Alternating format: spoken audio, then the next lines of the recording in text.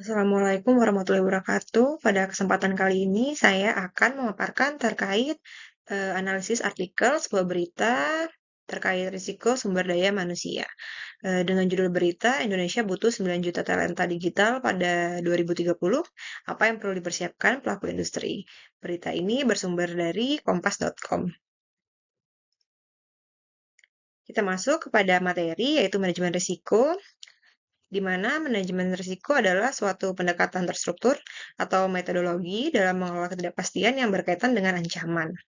Nah, beberapa identifikasi penyebab masalah utama yang dapat diidentifikasikan dalam berita tersebut antara lain, yang pertama adalah keterbatasan penyediaan talenta digital oleh perguruan tinggi.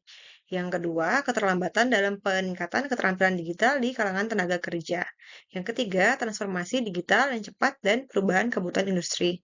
Yang keempat, keterbatasan inisiatif pemerintah dalam menangani kesenjangan. Yang kelima, tantangan dalam kolaborasi antara industri dan pendidikan. Yang keenam, keterbatasan akses terhadap sertifikasi dan pelatihan. Kemudian diidentifikasilah resiko yang dapat muncul antara lain. Yang pertama, resiko terhambatnya pertumbuhan ekonomi digital, kemudian resiko peningkatan pengangguran atau kesulitan penyerapan tenaga kerja, resiko ketidakmerataan pembangunan digital, resiko kompetensi yang tidak sesuai dengan kebutuhan industri, dan resiko terhambatnya transformasi digital di sektor-sektor kritis. Nah, secara keseluruhan, ketidakmampuan untuk mengatasi kesenjangan talenta digital ini dapat menimbulkan berbagai risiko yang memengaruhi daya saing ekonomi Indonesia, inklusivitas, dan serta kelancaran transformasi digital di berbagai sektor. Berikut dapat dilihat sebaran infografis terkait 9 juta talenta digital dan keterampilan-keterampilan yang banyak dicari di era digital ini. Masuk ke bagian analisis resiko yang bertujuan untuk menganalisis kemungkinan dan dampak dari resiko yang telah diidentifikasikan.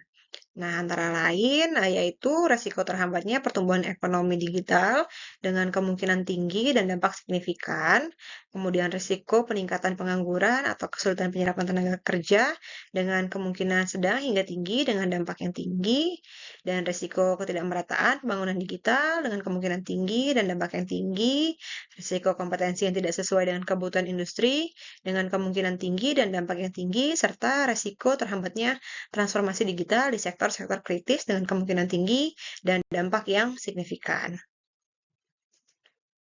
Evaluasi resiko yang dilakukan untuk membandingkan hasil analisis resiko dengan kriteria risiko yang telah ditentukan untuk dijadikan sebagai dasar penerapan penanganan risiko. Antara lain, terkait 3 hal utama rumusan masalah tadi yang nilainya itu critical risk atau berdampak tinggi. Yang pertama ada risiko terhambatnya pertumbuhan ekonomi digital, langkah mitigasinya dapat dengan peningkatan akses dan kualitas pendidikan digital, program pemerintah seperti Digital Talent Scholarship, dan kolaborasi dengan perusahaan teknologi.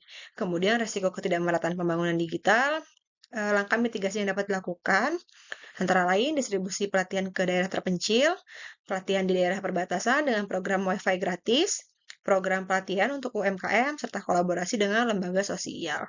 Kemudian, risiko kompetensi yang tidak sesuai dengan kebutuhan industri, langkah mitigasinya dapat dengan program magang dengan perusahaan teknologi, kemudian penyusunan kurikulum dan pembaruan materi pelatihan, dan yang terakhir menyediakan kursus bersertifikat online dan memasukkan keterampilan digital di sekolah menengah.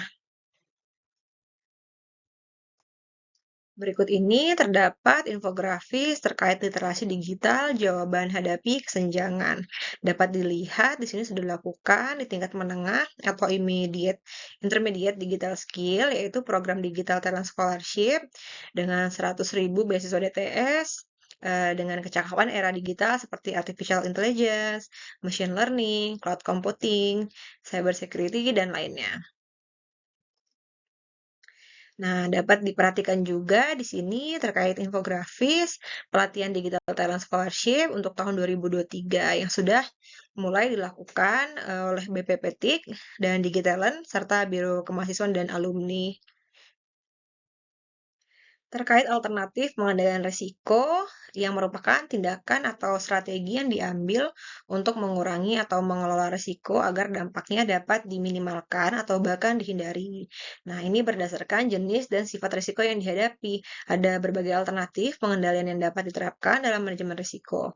Nah, berupa risk control, risk avoidance, risk retention, risk transfer sesuai risikonya. Nah, dalam kasus ini terkait risk control atau pengendalian risiko dapat dilakukan dengan memperbarui kurikulum untuk keterampilan digital seperti cloud computing, AI, dan cyber security. Yang kedua, risk avoidance atau penghindarian risikonya dapat menghindari penundaan transformasi digital untuk menghindari kekurangan talenta. Jadi, harus dilakukan sesegera mungkin. Kemudian risk retention atau penerimaan risiko, yaitu pengembangan keterampilan digital jangka panjang yang membutuhkan waktu. Walaupun waktunya panjang, tapi hasil yang dilakukan dan didapatkan itu nanti akan signifikan. Kemudian risk transfer atau pengalihan risiko itu mengalihkan risiko rekrutmen ke penyedia eksternal atau bekerja sama dengan lembaga pelatihan untuk mendapatkan talenta. Jadi mungkin kita bisa melakukan kontrak dengan pihak eksternal untuk menghasilkan talenta-talenta yang dibutuhkan. Kemudian ada strategi mitigasi yang merupakan serangkaian tindakan atau perencanaan yang dilakukan untuk mengurangi resiko atau dampak negatif dari suatu peristiwa merugikan. Strategi mitigasi yang dapat diterapkan untuk mengatasi resiko SDM yang terkait dengan kekurangan talenta digital, terutama di sektor yang membutuhkan keterampilan teknis seperti cloud computing, AI, cybersecurity, dan data science perlu memiliki strategi mitigasi yang komprehensif. Antara lain seperti pengembangan dan peningkatan keterampilan terminal dengan pelatihan berkelanjutan, monitoring dan coaching, program sertifikasi dengan lembaga pelatihan. Kemudian, rekrutmen talenta digital ini dapat menciptakan budaya kerja inovasi keterampilan digital, kemitraan dengan universitas untuk mendapatkan talenta terlatih atau perekrutan melalui platform khusus seperti Satu Talenta atau LinkedIn. Kemudian, model kerja fleksibel dan jarak jauh. Jadi, perusahaan-perusahaan mungkin bisa menawarkan kerja jarak jauh atau freelance untuk menarik talenta digital karena ini kan sangat menarik dan bisa dilakukan di mana saja, di mana di era digital ini orang-orang memilih untuk pekerjaan dari rumah biasanya. Kemudian pengelolaan kinerja untuk pengembangan talenta digital, memberikan insentif untuk karyawan yang mengembangkan keterampilan digital dan pengembangan karir yang terstruktur. Jadi, semakin banyak talenta yang termotivasi untuk mendalami digital. Kemudian mengelola retensi talenta digital, menyediakan kesempatan berkembang dalam organisasi. Dan yang terakhir, keterlibatan dalam inisiatif kolaboratif. Nah, terlibat dalam komunitas talenta digital dan mendukung program pendidikan digital di sekolah maupun perguruan tinggi. Jadi, diperkenalkan dari sejak dini terkait digital ini.